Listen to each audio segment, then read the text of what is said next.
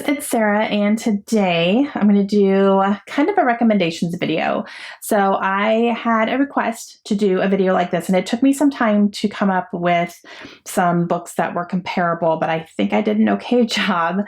So today I'm going to show you some books and then give you a recommendation. You know, if you liked this book, then you'll probably like this book as well. So these can also be interchangeable. So, you know, if you have not read the book that I talk about, that if you liked this, then read this, but you've read this book, like, you know, it can go both ways, basically is what I'm trying to say. And hopefully I did an okay job. But yeah, so I think I have 5 different recommendations here for you. So let me show you what they are. So my first one is going to be something I think a lot of people talk about when they talk about this book. So I'm going to say, if you liked Harry Potter, you are going to like Nevermore by Jessica Townsend. And the reason for that is these follow very similar themes. So there is a magic school. There is a young girl who didn't know that this magic school existed. And a lot of these magical things are being shown to her and taught to her, and she's learning how to use magic, and she's learning how to do these types of things and mastering some skills. The differences are that in Nevermore, she has to actually be saved by somebody because she is believed to be cursed, and she's supposed to die on her 11th birthday. Now, in this one, Harry is also saved. He doesn't know that he's a wizard. He is saved by Hagrid, who takes him to Hogwarts and gets him away from his toxic family. In here, she's actually supposed to die, and then she gets saved by a man named Jupiter North. And so in both of these, they are both taken away from their homes, and they are put into a completely different and new to them environment and experience and friends and all that stuff. And in this one, Morgan actually has to prove her worth, I guess you could say. To get into the school, she has to secure her own spot. It's not just given to her the way that Harry's was in Hogwarts. Because he's a wizard, he gets to go to Hogwarts. And this one, Morgan has to prove herself and prove that she's worthy to be there. And I guess those are kind of where the similarities stop, because, you know, in here, you're following Harry and you're following him learning all these things. You're also following Morgan in this one learning things, but it's a little bit different. She has to go through a lot of different trials. And there's a lot more risk, I think, in this one than in this one. So yeah, but definitely when I was reading Nevermore, I got the same types of feelings that I read when I was reading Harry Potter.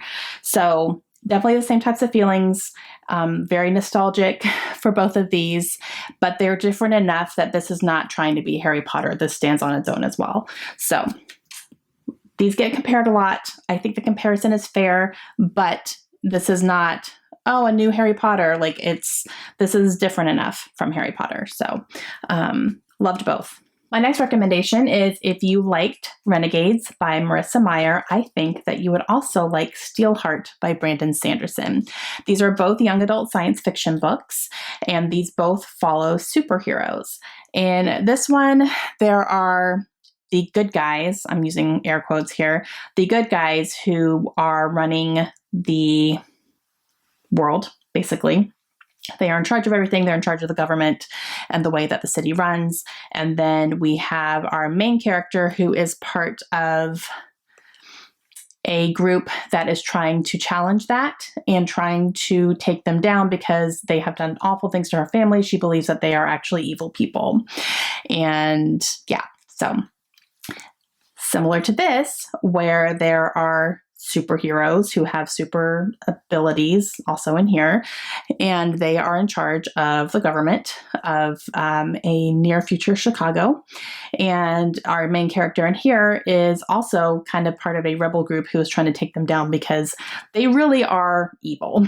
And you see, mostly they rule on fear. Fear of what they can do to people and what they can take away from people. And so our main character in this one is trying to overthrow that and, you know, help the people in his environment live a better life without, you know, these people being in charge. So Very, very similar themes. Lots of more superhero-y powers in this one, I think, whereas in this one, it's not so much, mostly the superhero powers are the people in the government versus like the main character, but the main character in this one has powers as well. So a little bit different on that front, but very similar in tone, very similar in theme, very similar in the action, and I really enjoyed both. Another recommendation is if you liked The Mortal Instruments by Cassandra Clare, I think you would also like The Dresden Files by Jim Butcher.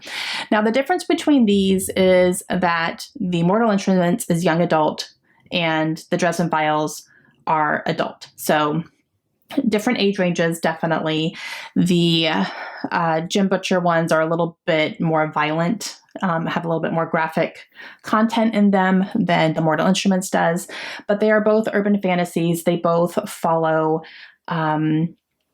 hunters, I guess you would say. These are demon hunters in here that it's following, and then our main character finds out that she is a demon hunter. She didn't know that she had that ability, so that's all brand new to her. And in the Dresden Files, we follow Harry, who is a wizard, and he has always known he's a wizard, and he is working with the police department in Chicago to investigate paranormal activities and crimes and things like that. So a little bit different in that way, but a lot of the same kind of creatures are in these books. There's vampires, there's demons, there's goblins, there's all sorts of weird made up things, and they have to encounter them and they have to defeat them in order to save people around them. So very similar in that, and absolutely loved both of them. So I really enjoy The Mortal Instruments. Definitely not like the best thing ever, but I do really enjoy it. And I have absolutely loved the Dresden Files series. Absolutely. So I think if you like this book series and you want to go for maybe something that's similar, that's an adult version of it, I would go definitely with the Dresden Files. And the next two recommendations are going to be more authors than specific books, but I will show you specific books, obviously, and why I think they're a little bit similar. I think that if you like Karen Slaughter, I think that you should also give J.A. Conrath a try. And the reason that I think these two authors have similar themes in their books is they are both murder mystery type of books. J.A. Conrath's books, my favorites have been the Jack Daniels series, which is a detective named Jacqueline Daniels, and she hunts serial killers.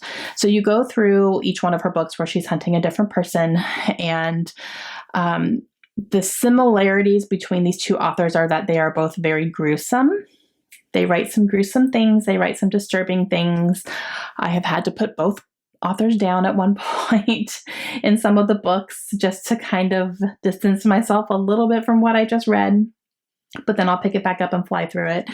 And they definitely have that shock value, but it's not trying too hard. Like it's not like, oh, they're just trying to shock me, so that's why they put this in there. No, it's really shocking, and it's really like, oh, that's bad, but I'm okay with it. But it's bad. They both have that. And both of them have written scenes that I can still very, very vividly remember reading, and I can picture them in my head because of how they were described and how disturbing they were. So there's that. So I think that if you are a Karen Slaughter fan and you've read a lot of her books, that I think if you have not read anything by J.A. Conrath, I would definitely give him a try as well. And the last one is another author comparison. And I'm going to say if you like Jodi Picoult, you should also give Kristen Hanna a try. I'm holding up these two because these are both World War II historical fiction books, and they have both, written in this genre, but they also write other genres as well, mostly contemporary, hard-hitting contemporary books that make you think, books that bring out feelings in you that you didn't know you had, books that make you question your own values. And both of these authors do that really, really well. And I think, the fact that they both have written a historical fiction book that is, both of these are very popular. I think this is probably Kristen Hanna's most popular book here, but she also writes a lot of contemporary books. And then for Jodi, she writes a lot of books that really make you think, and she challenges your beliefs on things without trying to change your mind. It's very interesting the way that Jodi writes like that. She will make you question things. She'll make you wonder what your true opinion is on things, but she won't try to change your mind either. So it's so interesting. And Kristen is also very good at challenging your beliefs and making you feel things you didn't know that you felt and bringing out a lot of emotion. So I think for both of these authors, they are authors that I need to kind of mentally prepare myself when I pick up one of their books, because I know that's going to be hard hitting. I know it's going to make me feel things, and I know it's going to be an emotional read for both of them.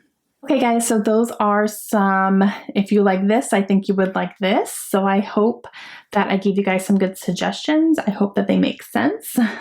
And let me know down below if you guys have any other suggestions for any of these books that I showed, or any of the authors, or, you know, anything like that. Let me know if there's any other books that you would also recommend down below. And I will talk to you guys again soon. Hope you have a great day.